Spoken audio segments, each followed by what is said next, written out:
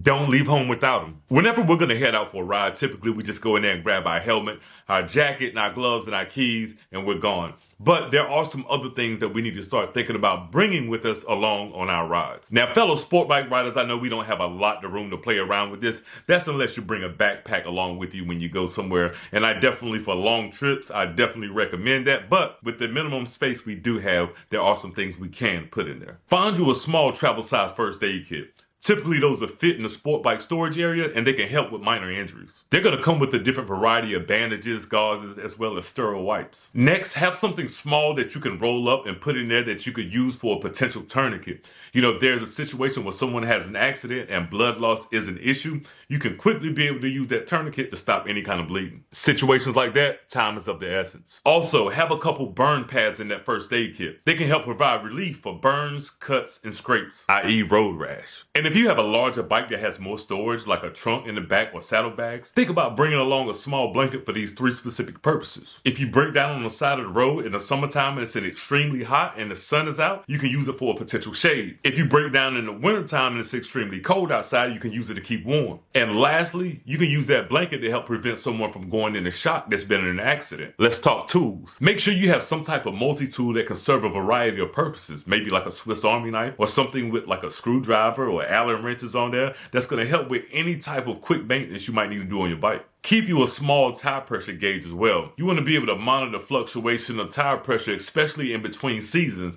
when it's going to be cold in the morning and then it heats up in the afternoon. You may need to adjust the air pressure and that gauge is going to be able to tell you. Bring you a couple zip ties with you as well. I've seen people hit things in the road and it breaks their plastics. Now their plastics are hanging, so you can use those zip ties to tie them up until you get home or to the shop to fix it. Bonus item, always make sure that you have spare fuses, especially a spare for the main fuse. The worst place to find out that you don't have any spare fuses is on a long trip and you're nowhere near an auto parts store. Because having those extra fuses, it could be as simply as popping a bad one out and putting a good one in and you get back on the road. So those are a few things that I recommend carrying. Now I know everybody can't carry everything, but some is better than none. And also, if you have any items that you recommend that others can see as well, make sure you drop them in the comments below. I believe that it's better to have something and not need it than to need it and not have it. And as always, ride safe, hit that follow, keep the rubber side down.